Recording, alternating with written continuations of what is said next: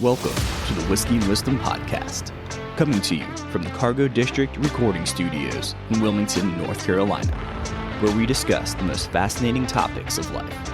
I'm Tyler Yaw with my co-host, Chris Kellum, and each week we interview a special guest to learn how they acquired their wisdom over a glass of whiskey. So, sit back, pour yourself a glass, and enjoy Whiskey and Wisdom.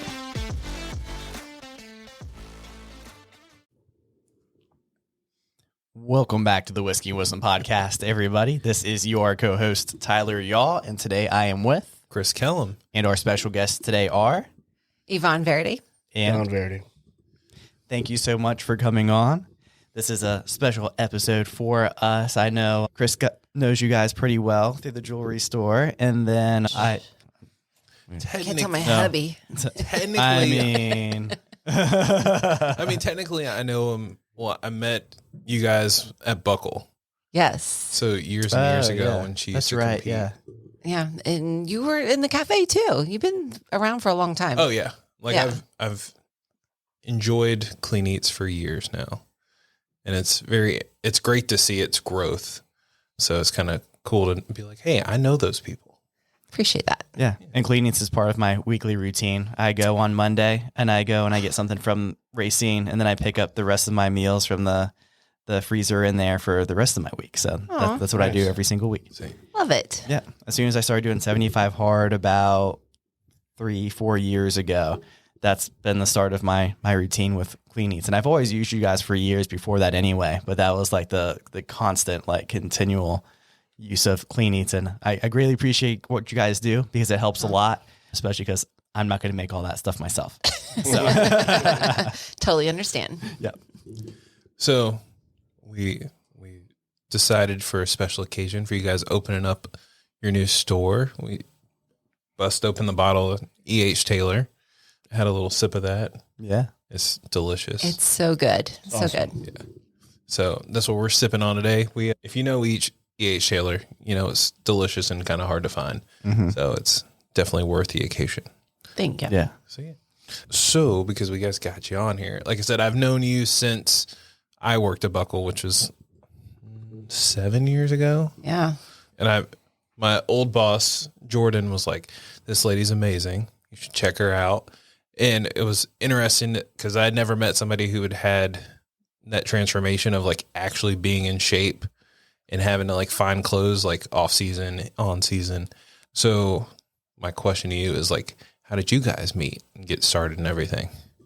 Do you want to tell the love story? So we are starting way back. We always laugh and joke. She tells our backstory with a little bit more rainbows and unicorns than I do. More black and white. She'll give you the warm and fuzzies. So I'll let you take it. You want to take it? Okay. So we're originally from Illinois. I'm from like a small town of 600 people, so no one even knows. And Don says he's from like the bigger town, which was Edwardsville, which maybe had what? Not many more. Yeah, not many anymore. So we always joke about it. But I had just ended my X-ray career, and we can kind of go into that why later if you want. And so I was looking for a space to open this meal prep business, right?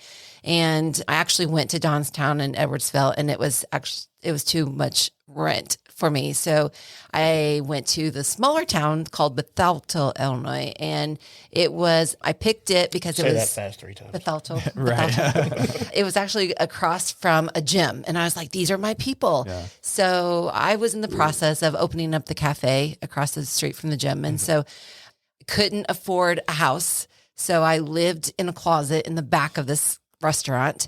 And so I would go to the gym twice a day across the street so I could shower and brush my teeth, back and forth. So I was over there training one morning, and I always call him a thug because he was like dressed in those baggy sweatpants. I mean, if you guys think old time bodybuilders, you've seen them in the gym, and they're all in those baggy sweatpants. They got their like little hat pulled down over their ears, and I was in there doing legs, and he was doing legs, and he just kept looking at me. And back then, like women did not work out like that, so we were always on the cardio side, and there wasn't a bunch of women, that would lift.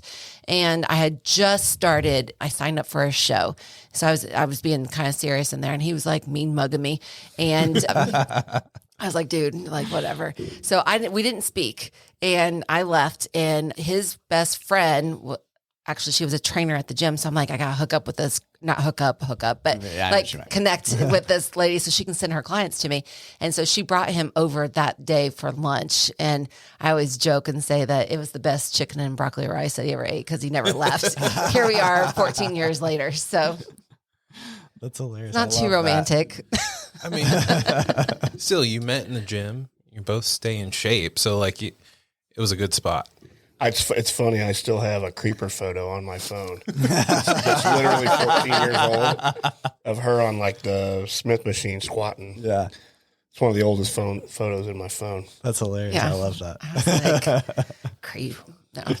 So based on your shirt that you're rocking, Clean Eatz is pushing 11 years. So what was the original shop called? Locale Cafe. Okay.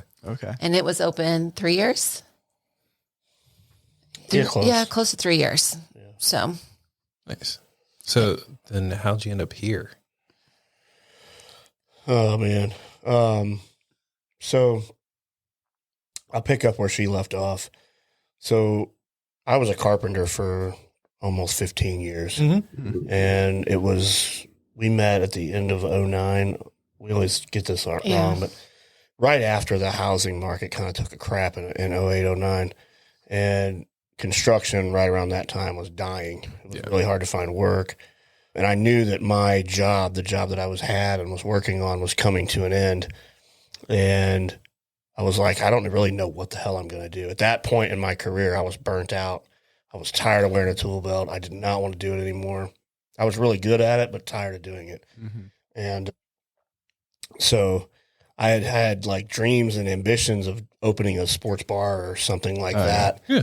And, I had already done one bodybuilding show when I met her. And so when my friend Haley introduced me to her, and I was like, holy crap, this is awesome. This is amazing. It's the best thing I've ever seen. And then her and I, honestly, we really hit it off. And so we talked about it many, many times. She said she lived in a closet. She's not kidding. It was a closet, like a little bit bigger than the room we're sitting in, with a futon on it. Yeah. And, I would go there and stay with her at night, help her finish putting the restaurant together. And I remember going and helping her pick up her first walk-in cooler in the ghetto of St. Louis. And we pulled down in there to get it, and I stepped on a 357 Magnum on her floorboard. Knew how to protect myself. So you have to down there. But St. Louis a couple times, I understand. After 3 or 4 months of us dating, people called us crazy because we had kind of made the decision that we didn't know how we were going to do it, but I wasn't going to go back to work. Mm-hmm. And I told her, I said, I don't really know how we can do this other than I'm going to have to literally just give up everything I own. I had a brand new Hemi. I had a 2-bedroom house that was mine. I didn't have a lot of debt, but I didn't have a lot of money either because I'd already been divorced and I had to pay for that and stuff. So I just said, look, I'll give up my house, my truck, everything, and I'll start from ground zero.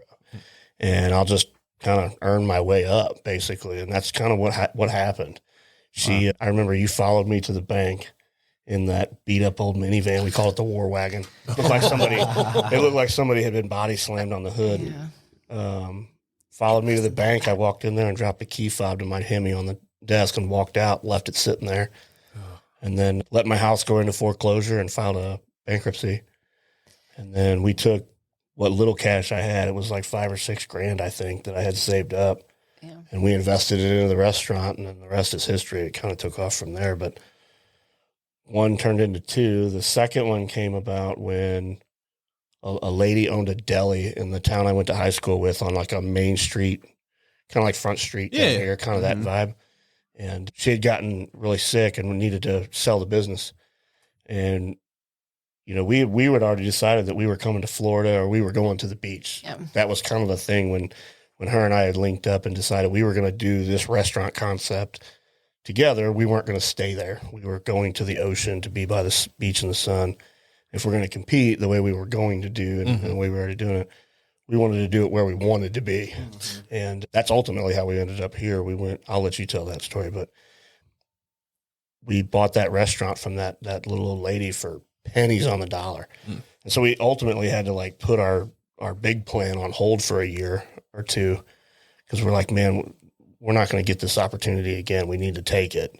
And it honestly, I'm glad we did it, because it kind of helped us mature and kind of, as business owners, grow and learn a few mistakes first. Yeah.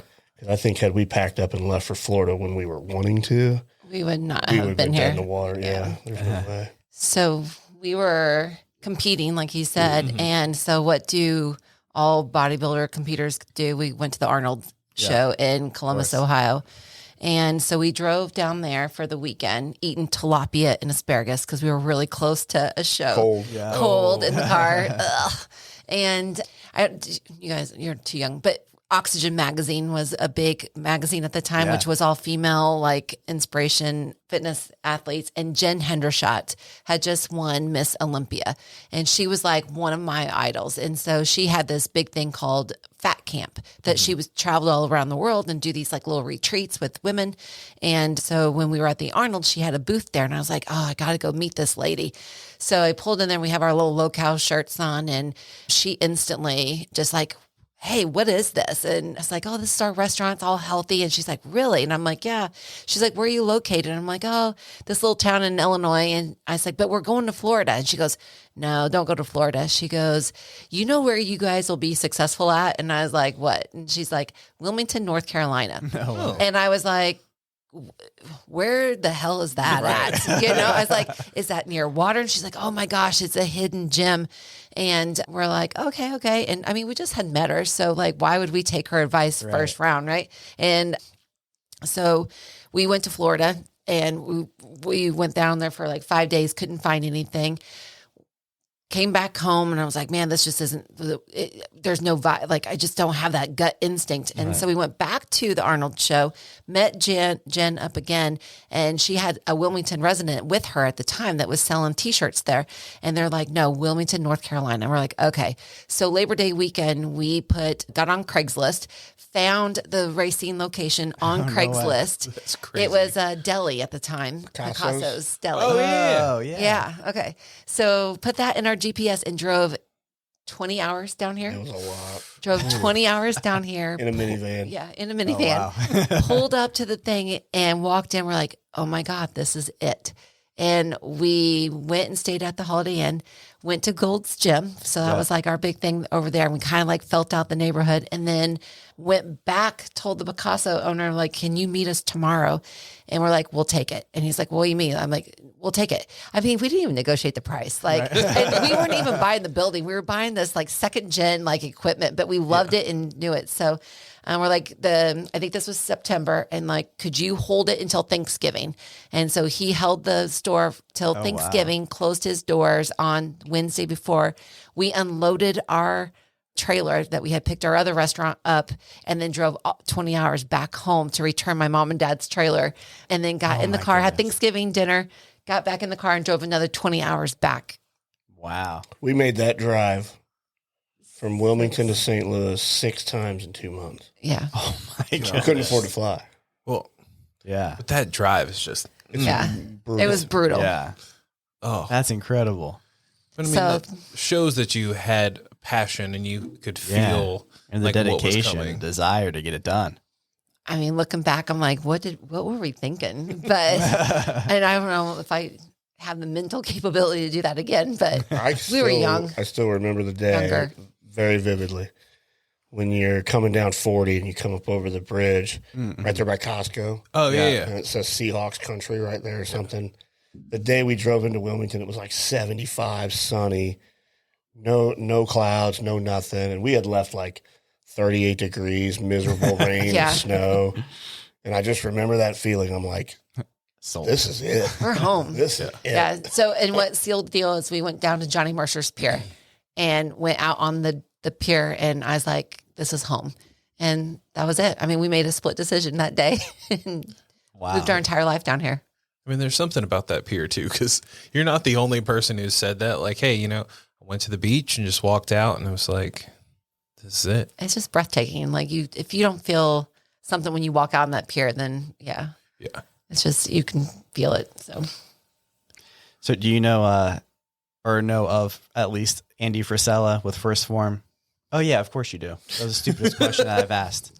I was like, I go there every week and I get a smoothie every single time. Of course you do. Yeah. But like he has the similar story where he was sleeping on the ground of, what was it? Supplement like Superstore or whatever it was. And similar stories. That's really neat. Just kind of like starting from living in the place that you actually work to where you are now. It's really neat. Yeah. So we both started our businesses almost at the same time. That's when he bought the supplement shop in Edwardsville. Tilio's. So he was just, as he was sleeping in the back, we were sleeping in our back too. Oh, so it was kind of weird how we kind of started. I've known those guys a long time. Yeah. Oh, that's crazy. So Interesting. they're good. Yeah. So I was looking over our notes earlier. You have Clean Eatz and Clean Eatz Kitchen. We do. What is the difference? I'm asking. I'm going So forward. the easiest way that I like to explain this is Clean Eatz as a brand is two companies. They're sister companies. Clean Eatz, the franchise company, is the brick and mortar restaurants. We've got they're full scale restaurants with the meal plans, like over there at Racine, and there's over 100 of those now. And then Clean Eatz Kitchen is more of a distribution style of a company, but it services like we have government accounts with military services, D1 universities, pro sports teams, and then it also will ship to customers where we don't have a franchise location. Okay. So those customers can go to the Clean Eatz Kitchen website and order meals and have them shipped to their home. Oh, nice. It was kind of Trying to cover all bases. funny story because Gold's Gym, Mike Fontino came over and they had another meal plan company in Gold's. And he was like, man, we want your meals over there. And we're like, yeah, we'll do that. So we started doing meals for Gold's Gym. Well, then 2 years later, was it even 2 years?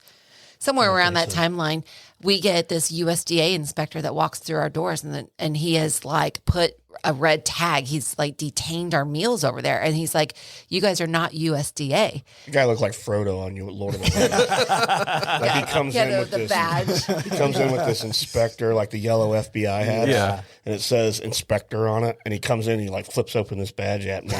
And I looked at her and I looked at him and I looked at her again and I looked at him and I'm like, who's punking me? Right. Like, this dude's like 4'2".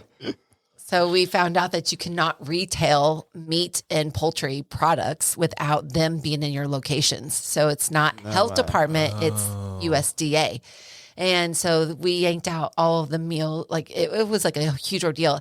And whoever made the anonymous call, it was second week of January. So imagine how that felt to our bottom line, you know? Right. So we yanked everything out and we got USDA certified, which took us about 2 months. And so that means that there's an inspector in all of our facilities every single day. Oh, really? So, and they will weigh the meals, they check ingredients, they check recipe formulas, like sanitation, like it's like a whole process every day that we go through to resell those meals. And anyway, Clean Eatz Kitchen was kind of developed because we had 12 locations, nine or 12. And we're like, man, we felt so small, you know, we're like, how do we act like a national brand if we only have 12 locations? Like no one knows who the hell we are. And so we did the whole Clean Eatz Kitchen so that it looked like we were a national brand versus just 12 units. And that way we got better food pricing, better, paper goods and all that. So it kind of made us feel a little bit bigger than what we were at that time. Yeah. That's one part of it. The other part of it was the government, the military accounts. Oh, yeah. We had already been servicing Camp Lejeune and some other ones, and they wanted to do a lot more than what we were already capable of doing. Yeah. And so in order to do that, we had to start this other entity and start doing it so we could grow it on a larger scale. Makes sense. I didn't know that. Yeah. So fun fact, I fly out tomorrow to Salt Lake City and we ship to Japan, Saudi Arabia, and Hawaii Marine bases over there. That's huge. Yeah. That's really cool. I feel like I'm spoiled because I'm from here. So I'm just like, oh, hey, like there's a Clean Eatz around the corner. I remember walking into Gold's, like when I used to go to Gold's and be like, oh, there's Clean Eatz here. So I didn't realize like all of the extra that you guys had to go through. Oh, yeah. It's a lot. So I applaud you on figuring all of that out. Yeah, I just recently got off probation for cussing one of them out. So it's like a federal. So it's like you cannot disrespect the USDA officers. Like there's zero tolerance. Federal agent. Yeah. Oh, so wow. it's like, what they tell me, 15 years. It's like a $25,000 fine, 15 years in prison if I get like the next step or whatever. The funny thing is when we formed that entity, right, we had the franchise company, and her and I were kind of running that together. She had her parts of the business and I had mine. And then we had another, consultant or partner, if you will, at that point. And then when we started this one, he helped us build this. So he's an equity partner in that one. And he kind of moved over there. Well, then when we decided to do that, we were like, okay, well, we got to divide and conquer. And so we decided to make the decision that I was going to run the franchise company. Jason was going to run the kitchen, and Evonne would do menu and food development for both of them because they kind of coincide together. Right. The reason for that was I don't have any patience. When inspectors come He to would me, totally man, be in jail at the moment. Yeah, I would choke one of them out. And then we always joke like, you're the one that deals with the USDA because you're more mild temperament. Here you are. You're the one that's Getting served papers. Yeah, it was a whole ordeal. You had to get our attorney involved. Like the big wigs from Raleigh came down, and then I got served papers for the 1 year probation. So it's good now. But I remember that meeting when they came down. We had our attorney. It was in our conference room, and they were trying to make it out to be a big deal. And I'm sitting at the other end of the conference table, just kind of minding my own business. And at the end of the meeting, the guy looks at me and he was like, "Well, sir, do you have any questions?" And I'm like, Nope. "No, man, you're dealing with her, and it's probably a good reason." Yeah. And he looked at me and he went like this, and they're like, "Okay." And then Fair enough. Out we go. yeah. So, because you mentioned it, I'm going to go back and then go forward. Because you were a carpenter prior. You did x-ray? I did x-ray. What does that mean? So were you an x-ray tech? Yeah, x-ray tech. Oh, wow. Yeah. So I started in physical therapy, but I was a poor farm kid. So back then, I turned 49 this year. So just a couple of weeks ago. And so surprised you admitted that. I know. I think, you know what? I'm just going to embrace it. Like, I'm going to go for it. 50 is the new 30. Yeah. So I started in physical therapy, and then it was a 5-year program. So it was super expensive. And my mom's just like, we can't afford this. And she's like, your cousin is an x-ray tech. So I signed you up for x-ray school. Oh, wow. That's how that conversation went down. And I was like, okay. So I thought like, as long as it was in medical, I was probably okay. Well, you know how that is. It's like I got this itch and I was always looking for something else. So I became a personal trainer. Then I became a kickboxing instructor. Okay. And then how I got into the meal plan was that my clients, we had a Hardee's on one corner and a McDonald's on the other corner. And then we didn't even have a gym. It was the hospital that was their physical therapy department that they kind of like let us train out of. So the client, or, you know, all of my clients would go train with me, and then they would go to McDonald's and Hardee's afterwards. And so at that time I was meal prepping for myself. And so I got him in the room one day and I was like, what if I like make all your meals? All you have to do is eat the meals that I make you and then come and train. And lo and behold, it worked. So before you knew it, I was making like 500 Tupperware containers out of my kitchen on a Sunday, delivering it to all of my clients. And then I got melanoma. It was just kind of like a random like mole on the back of my leg, and it had like went through my calf and all the way to my shin. So it had like grown like these little tentacles through. And so I went for the first surgery. They told me they didn't have clear margins. So they took out more of my muscle in my leg. And then they finally got clear. Well, then it was like, well, we don't know if we're going to do chemo and radiation. And I was like, it was a mole. Like, you know, like, I don't know. So then 6 months later, I was on the bed with an ultrasound student, and because they always want somebody to be the guinea pig. So I was like, oh, I don't have patience. I'll do it. They scanned, and the radiologist comes in. She's like, I think you have lymphoma. And I was like, God, okay. So I went and had 9 lymph nodes cut out of my groin, and they all came back benign. And the doctor's like, you just got a second chance to life because we thought you were a goner. And I was like, okay. So I walked in and I quit my job. And my mom's like, you know, my mom who put me to x-ray school, she's like, you've just ruined your entire life. And what are you doing? And Like, I'm like, I think I'm going to go start this meal plan business. And that's when I got the location across from the Bethalto in here. So, Oh, wow. That's incredible. yeah. Sorry, I was like, that's just so crazy. The reason why you switched over and how you guys end up meeting, it's just. At the time, it did not sound crazy. No. Now that we sit here and we talk about it, I'm like, that was just batshit crazy. So, yeah. But you just do what you do. I don't know. There's just something when you decide to make a change, that I always say aha moment. You have that aha moment. Nothing can stop you. It's just, you do what you need to do. Yeah. When you have that right thing that pulls on the heartstring at the right time, that's the time to do it. And if the universe all aligns, which it did for us, it just seemed like everything has aligned with us. And it's I'm not saying it's been easy, but it's kind of guided us, along the way. So it's been very fortunate. Good. So jumping forward, when did you guys decide to franchise? And then how's it turned in what it is now? Like you said, you have 100 restaurants. Oh man, how do I? we didn't really, we got Racine up and running and we're open 2.5 years. And then we're like, okay, we got a handle on this. We're getting pretty good at this. Things are going very well. And we were like, okay, let's try to open a second one, and then at this point we were like, if we do this though, we want to build what we want, like the picture perfect, thing. And at the time, then we were still competing. Mm-hmm. We were still doing all that. Well, then we had all these aspirations of doing supplements, retail, you name it, the whole gamut.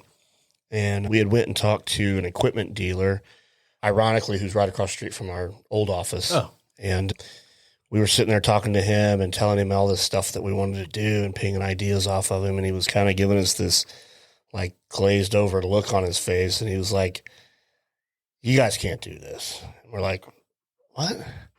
And he was like, you really need to franchise this concept. And so he gave us a business card to these two guys that were here in town that were franchising small businesses. We went home and thought about it and we're like, damn, all right, we need to do this. Let's do this. We had to Google it because we had no idea what that meant. So I was like, was it Rocco and Wells? No, it was Jason Nista and Greg George. Oh, okay. Yep. Yeah. But Jason and he was partners right, with. Yeah. Same little group. Yeah. That's the thing. We were talking earlier, Wilmington is so small. It's growing rapidly, but there's always there's only so far you can get from somebody before you come back in. There's so many intelligent people here that Wilmington produces some huge entrepreneurs out of here. So very grateful that we know a handful of them. Yeah. I love to hear that. So jumping all the way forward, you guys, like you said, you got 100 shops open now. You're finally opening the one on Oleander? Yes, the 15th. See, I say finally because I remember it seems like over a year ago where you came in and I was talking to you and I was like, oh, you're opening another shop. I was so excited and I would keep driving past and I'd be like, I'd tell my wife, I'm like, oh, they're going to put a Clean Eatz over here. And she was like, I don't see any change. So it took permitting. Eons for permits.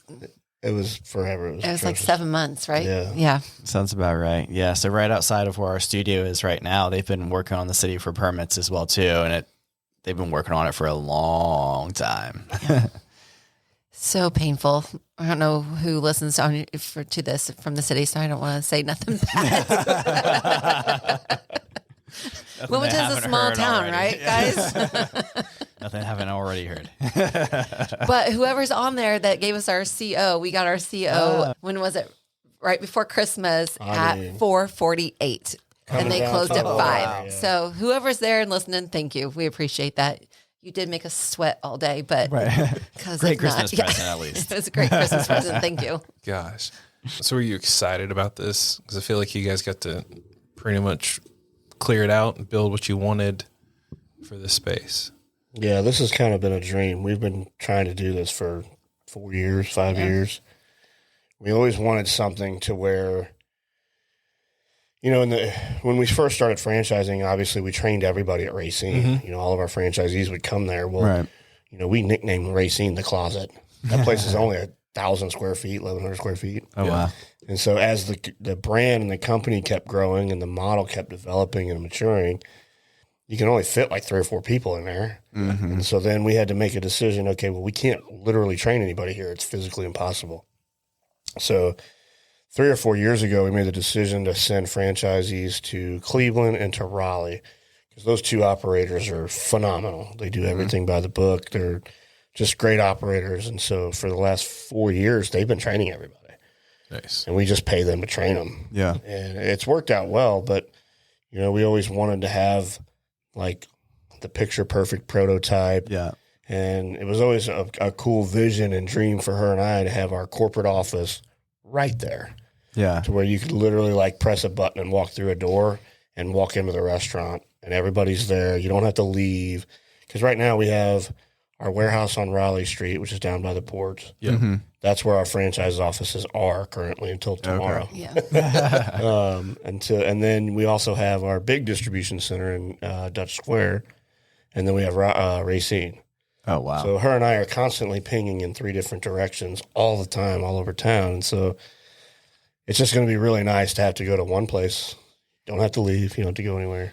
It's totally type A for an obsessive compulsive like disorder that Yeah. I can just go next door to watch everything. So Right. it's going to help with my control freak, mechanism. So. Is that going to be a public store as well too, Oh, or yeah. is that pretty much like the research kitchen? So it's about It'll okay. be open to the public, yeah. Oh, wow. So it's 10,000 square feet and 2,200 of it is the restaurant. 25. 25. Oh, wow. So 2,500 is the restaurant, which is open to everybody.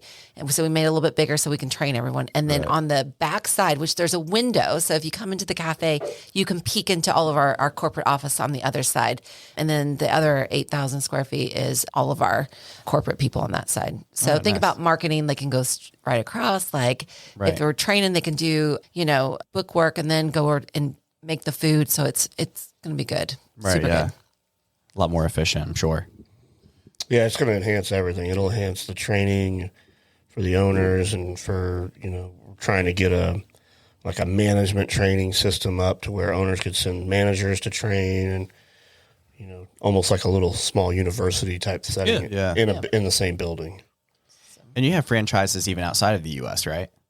Yeah. Not yet. Not yet? Now, Okay. we've been asked several times, but I I got enough anxiety. Already. Yeah, I think Right, yeah. Move into the Dealing whole with international think laws. that's whoever Yeah. takes us over at some point. Maybe they can have that headache. Yeah, we've been offered to We've almost buy. gone to Mexico and Canada a few times. Yeah. We Right. just turned them down. So because you can't go fully international, would it still be possible for you guys to go to like territories like Guam or Puerto Rico or something? Yeah, you can. It's just harder for. That's what I'm looking for, like consistency, menu consistency. we tried to Sometimes go. some of the things that are available here aren't available. Was it Costa Rica? We were Chile? Chile, and man, it's just their food and just the recipes would be so.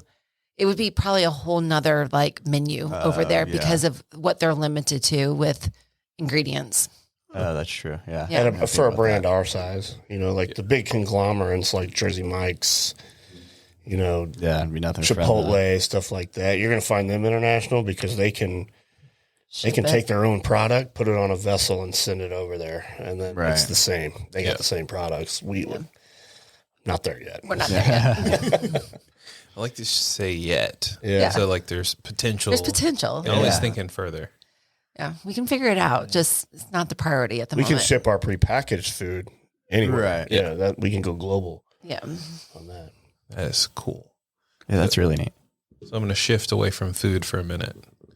I saw that you've opened up a farm is it for venue? Like I just see it because I follow you guys on social media. So I see like the random cows appear and I see like all the They're not random cows, Chris. They have names. well, like they show up on my feed and I'm like, wait, are these real? And I promise. So seeing They're AI cows. Virtual because reality. I've seen your cows have shown up. Now, like my random search feed on like social media now shows the Highland cows. The mini cows. Yeah, and I'm like, You're so lucky. where did You're welcome. So do you want to talk about that a little bit? Yeah. So 4 years ago, how long? I think it would be 4 years in August. 4 years ago, we bought almost 60 acres out there in Pender County. Mm-hmm. And it was literally a place I wanted to go shoot and hunt. Yeah. And I just got lucky. I was sitting, we had looked for months and couldn't find anything. And then one Sunday, her and I were sitting at home watching football, and I was like, I'm just going to get on Zillow and see what I can find. Very first search, I just put in land in Pender County. And the very first one popped up, this awesome log cabin with 60 acres. Oh, wow. And I immediately reached out to her friend Crystal, and I was like, I want to see this tomorrow. Like, set this up. We got to go look at this. And we all fell in love with it instantly. Very similar to the cafe. Like, we pulled down this road, and I'm like, holy and then shit. another road, and then another road. And the roads kept getting like they were paved and then rocked and then dirt. And then I mean, you're not going to find this place. You will never find. Yeah. Literally don't belong back there. It's super cool, though. And we've owned that for 4 years. And then there's a 200-acre plot next to that kind of butts into our property. Mm-hmm. And this old man has lived out there for almost 20 years, and he built a compound out there. We don't have enough time for me to tell you about this guy, but he's a very interesting character. Sovereign citizen. Oh, yeah. Hates the government, doesn't like to protect, that whole 9 yards. And so he's one of those ones, like a conspiracy theory guy, builds this compound for his family, puts schoolhouse buildings on it. There's a baseball diamond, an in-ground pool, So tennis cool. court, horse stall, tennis courts. He wanted it to where they did not leave. And so when we bought our property, all the neighbors around us was like, stay away from, his name's Sullivan. Stay away from him. He's crazy. He'll shoot you, blah, blah, blah, blah. It was like a year after we bought ours. One of the neighbors up the road had called, a friend of ours now, and he said, hey, he's putting this property on the market if you guys have any interest in it. And we're like, oh, wow. Crap. Yeah. Let's go look at this. And so I called the same realtor friend. Yeah. She came out, and he met us, like you pull out of our lane and you literally hang a left on this dirt road, rock road, and you go up about, 200 yards, 300 yards, and the back iron gate to his property opens up. Oh, wow. And he's got all these we'll be shot no on site. Like there was places where he had cameras at one point, something like that, where when you pull up, spotlights come on. Right. Ooh. That's kind of what it looked like. And so he met us there on his little piece of crap. Gun in his holster. John Deere Gator. And come to find out, the guy's cool as a cucumber. Yeah. Oh, I'm sure. Yeah. Super cool. Weird, completely weird. But nicest old man you'd ever meet. And toured the property with us for 4 hours. It took us 4 hours to go through drove us all of around, this. showed us everything. And we instantly fell in love. I was like, holy crap. That's amazing. This is awesome. And at that point, it was just way too soon for us. We couldn't do it. I mean, he wanted. Well, we too just much. had bought Chuck E. Cheese. We had just bought the Chuck E. Cheese building. Yeah. So literally weeks before this. Oh, wow. Yeah. And so we decided to hey, man, it's not the right time.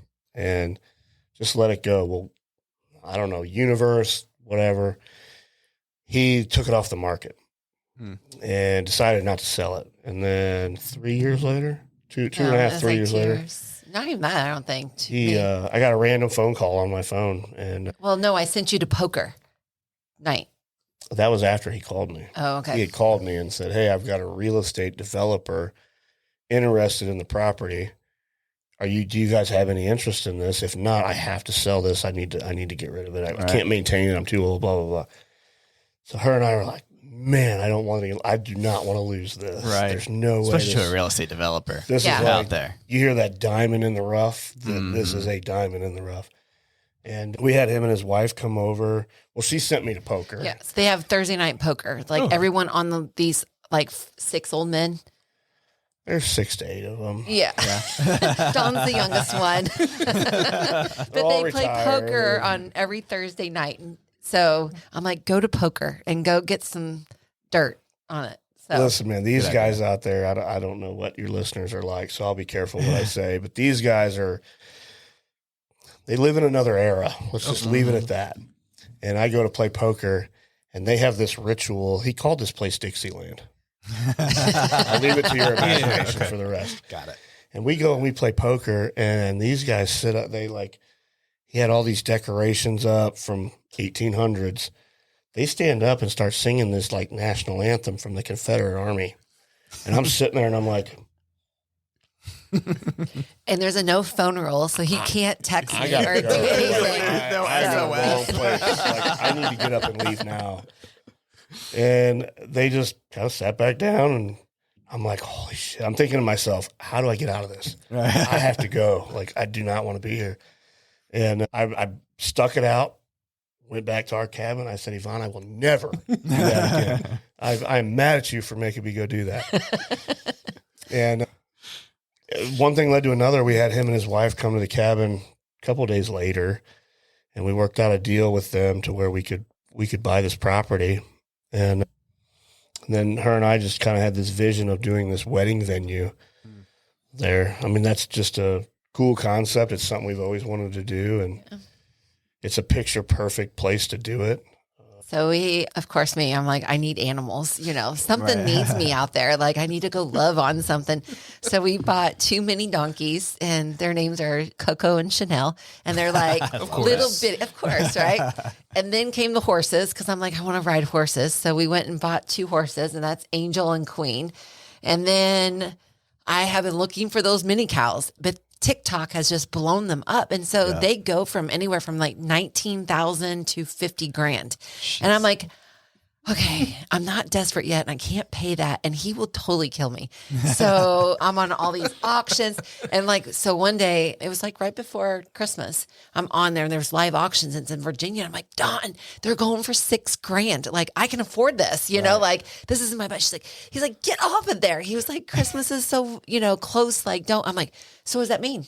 I'm getting mini cow for Christmas, and he's like, just stop it, Evonne, just stop it. And I was like, okay, so the whole time I thought I was getting a mini cow for Christmas, and then I go through all my presents, and there's like no mini cow. Mini cows. I was like, but then I know my birthday is 3 days later, so I'm like, okay. And then I started messing with everybody. It's like, Don, am I getting mini cows for my birthday? Am I getting mini cows for my birthday? And so no one said anything. I mean, I kind of had maybe an inkling that they were coming. And then, so we go out for my birthday, and my oldest daughter, she's coming from St. Louis, and she's like, what do you want to do for your birthday? I'm like, oh, I don't know. And she's like, well, let's go ride horses. I'm like, wait a minute.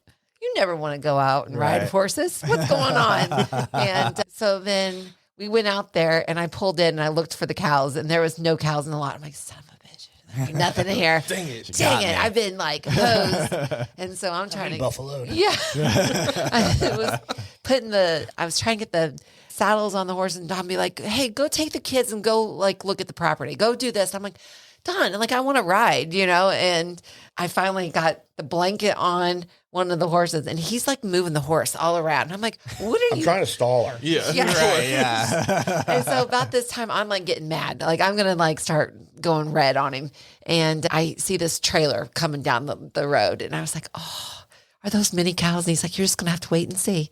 And so then Dolce and Gigi arrived. So, so we have the designer herd. Yeah. Yes. I love that. That's funny. So do you have chickens too? No, I'm not going to go that far.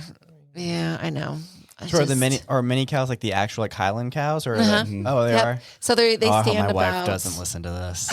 She's Gigi, gonna have people knocking on your door. Oh, she's Gigi's 38 inches. Yeah. Yeah, and then Dolce is 40. So they're still pretty small. yeah. So, yeah. And so the joke's been, which I knew what I was doing, but everyone's like, oh, you're going for a female empowerment vibe out here. It's all girls. And I was like, yeah. And then someone said something the other day, and they're like, so why is it all girls? I'm like, because they can have babies. I'm like, so we're going to have tons of babies out here. Which Dolce, she's got a pretty big belly, so she could be pregnant. Very carefully could have bought a pregnant cow. And Oh, no. Oh. I mean, that would save you a lot of money. yeah. Oh, yeah. Yeah, true. So, yeah. It's a whole other business you didn't know you had. God. But they're super cute. You guys got to come out because they take treats. Like our neighbor who's out there, Tim, who helps us take care of things when we're not out there. Yeah. I was like, do cows take treats? And he was like, oh, no, I've never like seen it. And I was like, oh, okay. So I got the little horse treats and I went out to the cow pasture. And sure enough, Dulce comes up there and she puts her big old tongue out and grabs the treat. And I was like, damn, she takes treats. And he's like, Great. Oh, so much trouble. I'm in so much trouble. Yeah. It was so good. That's hilarious. I love that. So hopefully next year this year, I say next year, this year, keep forgetting it's January. I know. Yeah. Hopefully we can start, having events out there. We're hoping by April and May, it'll be ready for an event. Oh, nice. So did you keep the tennis courts and the swimming pool and all that out there? Yep. Did all that. And then we got the barn stadium, which I know it's 3 against 1 in here in this room, so I'll be okay. But so we got the horses, and we're gonna start having horse barn dinners. So you can come out, and I see your look. Okay, I got you. No, I was like, that makes sense to me. Like if I can come out and like the wives will sit across and look at the animals. Yeah, so we're gonna put the table down the middle of the barn stable, and then the horses will be able to maybe get your hair while you're eating your dinner. Chris, have you ever spent time around livestock? Oh, I do. It'll prevent prevent my wife from wanting to. I was gonna say it staves it off longer. Yeah, they all poop. Yeah. I know what it'll smell like. I'm thinking, who in their right mind? She told me this idea. I'm like, you're crazy. You just wait. People will do it. I know. I can't fathom it. Yeah. You need to Hopefully have you prove me another wrong. small barn in the back. Just call it like a bourbon bar, and that's where all the men can go. See, I think I told him that. Listen, I told you. I hope you prove me wrong. Yeah. I really do. Surprising. I want to say no, but people do. My wife will goat be yoga there, so I understand. and like all the silly stuff. There's goat yoga. Yeah. Someone's going to come eat a steak dinner I can with tell you what some I would horses not do. nibbling on their hair. Is pay $50+ a plate to go sit in a horse barn in Southeast North Carolina with our weather, with a horse shitting right behind me. I'm just not going to do that. It happens. Someone will do it. We're going to be Somebody sitting here a year later, guys, on this podcast. And you're going to be like, so tell me about your successful horse barn dinners. And I'll be like, that's right. We hold them once a month, and you know you got to book your tickets early. We sell out. We only have 12 seats, so Yeah, it's going to be fun. I could probably name at least 12 people right now that would sign up instantly. So yeah. Well, I will eat my words in a year from now. You guys heard it. It's recorded, so we're good. Right, yeah, it's all recorded now. Awesome. I love that. Sorry, I'm just. You asked about the farm, so that's... Oh, no. That's on you, sorry. I was like, mini cows, mini donkeys, yeah, and horses. I'm surprised because I've lived here my whole life, and the fact that there aren't as many like farm venues really surprises me.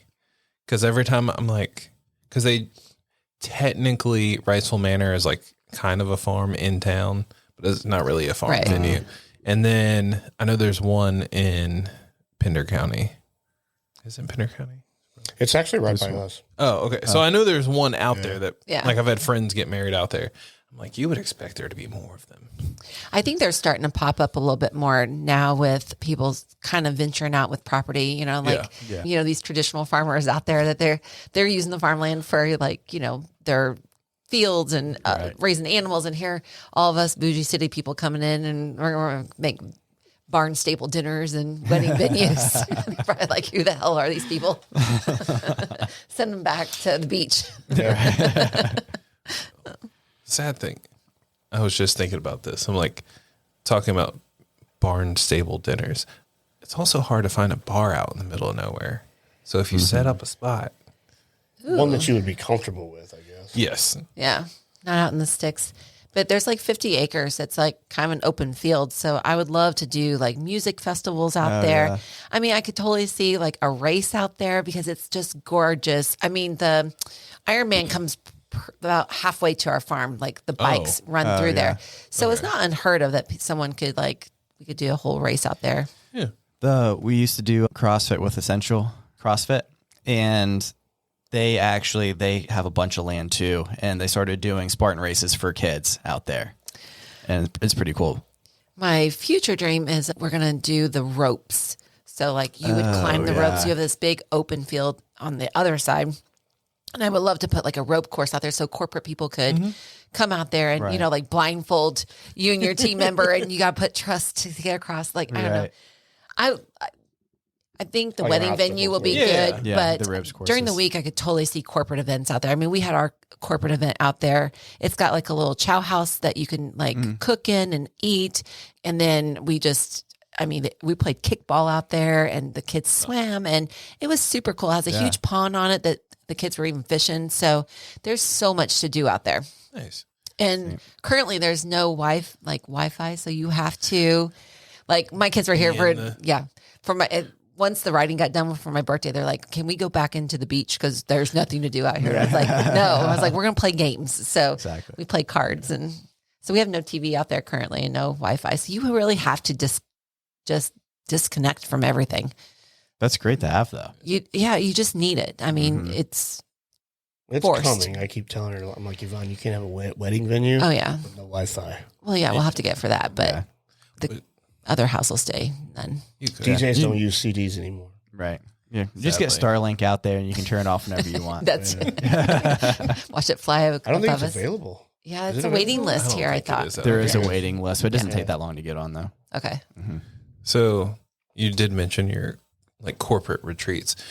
Don't you guys have one like every year? Yes, it's coming up next weekend. Okay. Oh, wow. One of them. Yeah. You're talking about the We Change Lives. Yeah. Yeah. Mm-hmm. So the challenge begins January 15th, and we give away $25,000 to a single winner. And then every cafe, the 100 cafes, each have a winner from their location. But we do a We Change Lives retreat where the customers come here to Wrightsville Beach, and then we do 3 days. They eat our food, they train, it's mindset, and get them kick-started off for the new year. Yep. And then we also do the franchisees all come here too. Okay. So Lumina loves us, I think. Yeah. Most years. Depends. But yeah, we have 3 retreats a year. So we have the customers, we have the managers, and then we have our owners. Oh, nice. So, and you guys I guess relatively recently started like I forget what it's called now. I literally just looked at it a couple of days ago, but it's the box where it's all like set up, ready to go for you for the whole entire month. It's the like best kickstarting thing. I looked everything and sent it and I was like, if you had any doubt of like what to do to get started on like a weight loss journey or a health journey, like that's the perfect thing to use. I was definitely going after Nutrisystem with that. So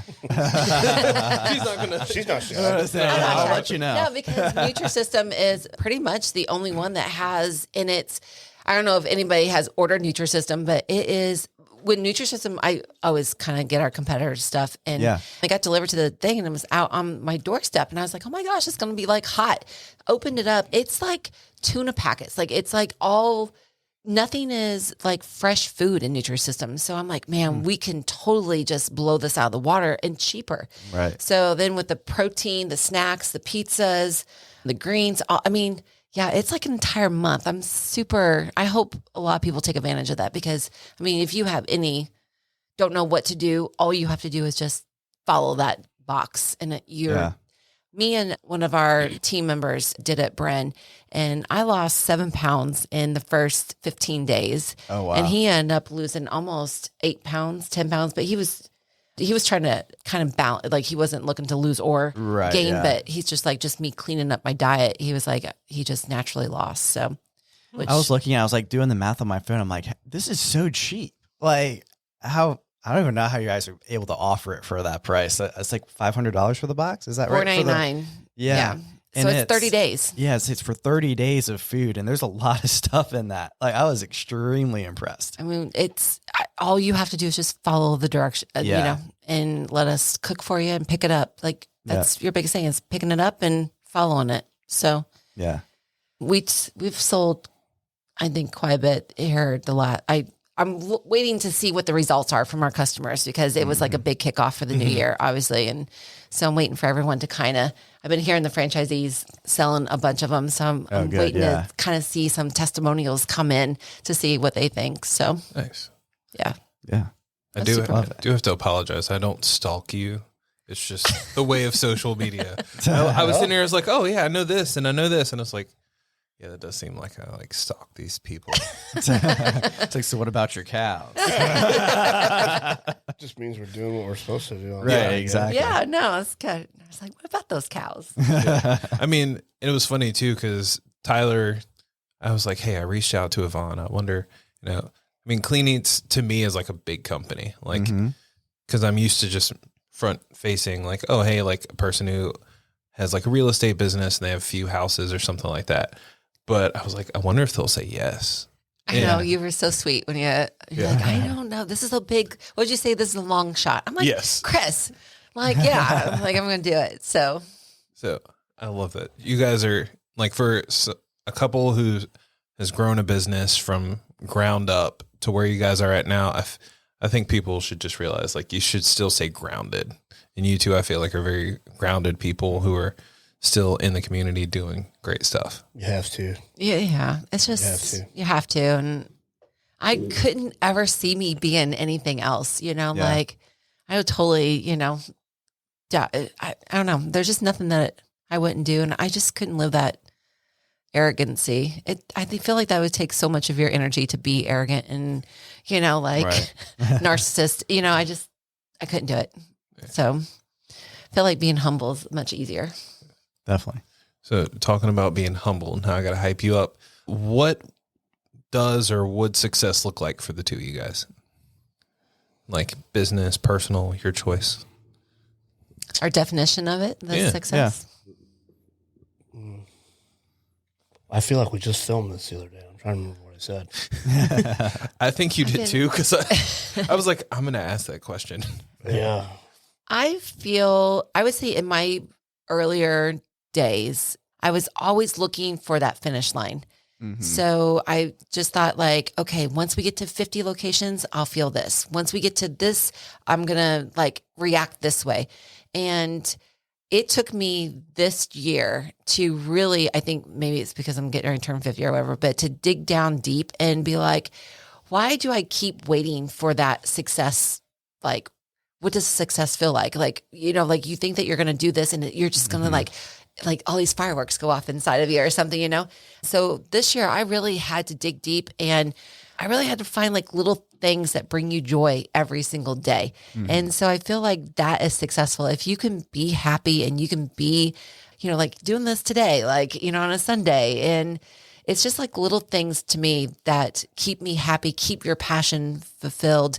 Because I think once you lose your passion, then it's just another job, right? Yeah. So my success is to live each day with joy in it. I feel like it sounds so cliche, but mine's similar. And I remember what I said online the other day. It wasn't something that I posted. A friend of mine had put something online, and kind of an influential guy. And he asked, what success means to you. And he specifically said, I want a very in-depth, deep answer. And I immediately, it just went like that. And I was like, listen, bud, I've been around the best of the best. And I've sat at tables with guys that, they're the definition when people think success. Right. These guys are it. They have their own planes. They have millions of dollars. But I think one thing that a lot of people forget is they try to put a monetary value to success. Mm. And that's just it's not true. It's not real life. And, similar to the things that she said, I think that people don't give themselves enough grace for the things that they have and that they have accomplished versus what they have not, or what they don't have and what they have not done. Right. So you don't hear anybody say, I'm a successful father of two. I work at so-and-so. I do this, that, and this. And my wife is a successful mother of two, and she does this. And they make $80,000 a year. It's still successful. You're happy. You know what I mean? You can wake up every day with a smile on your face, lace up your shoes, and go do whatever it is, and you're happy with your life. That, to me, is success. Doesn't matter. You could have $100,000 or $100 million. It doesn't matter. Yeah. The meaning is the same. Surrounded by mini cows. Right. As long as there's many cows around, it's success. I feel like Tyler's wife will just be like, can I show up? And like, absolutely. Yeah. We need to find a really cool sign to put, because The donkeys and the cows are in a paddock that's like side by side. They're in the same pasture. Basically, they're just kind of separated. Right. We need a good sign that says the designer herd. Yeah. Only you my definitely wife do. I've been looking. Don't worry. I got it. So what are you planning on naming the next baby mini cow, if you have one? Louis and Vuitton. I didn't even Already have to done. ask. Yeah, I mean, Already done. at least you're scheduled for it. You're like, I got this ready. Yeah. And Already done. you know what's funny is like I don't even own any of those designers, but I look up to like I love Coco Chanel. Like Right. I just look up to her as a businesswoman, and even Dolce. You know, just their story. Like I just Right. idolize what they've done, and because I do like you know from my buckle days how much Yes. clothes I like. Yeah, so I just love clothes, and they're kind of like my idols, and the Kim Kardashians. You know, Right. So based off of Chris's question, if you could tell your younger self one thing, what would it be? How young are we talking here? I mean, some people It could go be back to 2 like teenagers. years ago or 12, it doesn't, whoever. man, that's always so hard. I'd go back to my 23-year-old self and I'd say, don't get married. I was married once, got divorced. Don't get married. Don't spend your money in bars. Don't take girls from the bar home. Wait for this beautiful redhead who's going to come along in your 30s. I think I would tell my younger self to be like, is quit worrying. Like I was as the oldest of 3 kids, we had some family sickness in my family. So I had to grow up pretty fast with that. So, and I was always worried, you know, but I think if I could just tell myself like, you know what, go with your gut and don't have fear. Like, cause I was always fearful of everything, but it will always work out. So I think I didn't learn that until I was right when I met you, like 35, when I left my career and did all that. And then to find joy was last year. So, you know, because I was always looking for that finish line. I always like, this is going to make me feel happy. This is going to make me feel happy. And it never happened. And so I'm like, what is wrong with me? And so it's just like, yeah, you just got to find like joy every day in something, like he said. So I love it. Very good. So, because we've talked about all your businesses, where can people find you guys on social media or find a business and use your products? Me personally, it's just Don Varady on Instagram. Varady. CleanEatz.com is our website. CleanEatzKitchen.com is Kitchen. our delivery service. I'm Evonne Evonne Varady on there. And then go follow V&P Farms to watch the mini cow stuff come true. And sign up for the barn dinners. Oh, yeah. Yeah. Hopefully we got a website guys- for that. Yeah. Hopefully we have a website for that soon. It's in process. Is that all of our stuff? Facebook, TikTok, we're all the same on there, aren't we? Oh, nice. Yeah, we're too old. So we got our full Keep names. it all the same. Yeah. Yeah, that's the way to do it. It's confusing otherwise. Oh, Yeah. gosh. That's it. Oh, and the 203 Racing Drive is our OG cafe. We're trying to save it, so we don't want the new cafe to put it out of business. And what's the new cafe? 4389 Oleander. Still The old under that Chuck E. address. Cheese. The old Chuck E. Cheese on Oleander. Yeah. And odds are you'll see myself or a previous guest, Pete Fournier, over at the Racine Drive one because we always run into each other over there because we There go you there a lot. And if you come in, you guys got to ask for us because we'll be right behind the wall. Yeah. So Oh, yeah. Yeah, like oddly enough, Pete lives on like the far side of town, so he could technically cross over and stop at the Oleander one. Oh, yeah, that's true. He probably will start going to that one now that he'll probably know that it's open. Yeah, gotta save the OG. I think it'll be okay, but I think it'll be okay, Yeah. too. It That's what- stays pretty busy in there. that's what we were talking about. I'm like, it's great because they're close, but not too close. So I feel like you'll be getting those people that are on. That's The what I south always side say, of town, too, I guess? is that Wilmington, as small as it is, it's very, like, segregated and it's, like, groups, Very. like, locale. Oh, yeah. It's almost like boroughs. Yeah, exactly. Like, I don't remember the last time I've been to Monkey Junction. Like, I just don't go to that side of town. Yeah. No. Nobody does. yeah. It's up here. Unless you live here. Yeah. Right. If you live in Monkey Junction, you're down there. Sure. But No, we don't ever come downtown or Monkey Junction and Right. very seldom porters. Like we're in a bubble. Yeah, it's pretty sad. We used to joke around and tell everybody back home when we first moved here, they got 2 of everything. They got 2 Home Depots, 2 Lowe's, 2 Targets, 2 everything. We're almost to the point of having 2 Targets. I know. I'm so excited. That's crazy. But if they could just keep this Target stocked, I'd be happy. So that would bring joy to my life if Target would keep their shelves full. Oh my, it's so painful. But if they have 2, technically, it should alleviate some of that issue. I hope. Hopefully. I hope. You never know. I am not a Target guy. I know. Yeah, I'm just waiting for the day that they actually put a bar inside of Target for all of us to go and hang out at. I'm in. They should. There is one across the street. Well, it went out of business. Oh. So it needs to be in Target. So Handing out some tokens at Target for all the men in there. Well, thank you guys so much Oh, for coming thank you. out. This was great. It was a blast. yeah, appreciate you guys coming on. Thank you. Awesome. And thanks for the bourbon. That was Yeah, super no, thank good. you. That was great. No, absolutely. Yeah, we discussed how painful it is to try and find this bottle. So Yeah. Yeah. It's good to get We some. love sharing it though. That's the purpose of this podcast is trying to find the good stuff and sharing it. yeah. Awesome. And you just get better stories as the bottle keeps going down, right? Yes. Yeah. Right. Yeah. Thank you guys for listening to the podcast. Like, comment, share, subscribe. Check us out on YouTube, Spotify, and Apple Podcasts. Yeah. Cheers. Cheers. To the next one.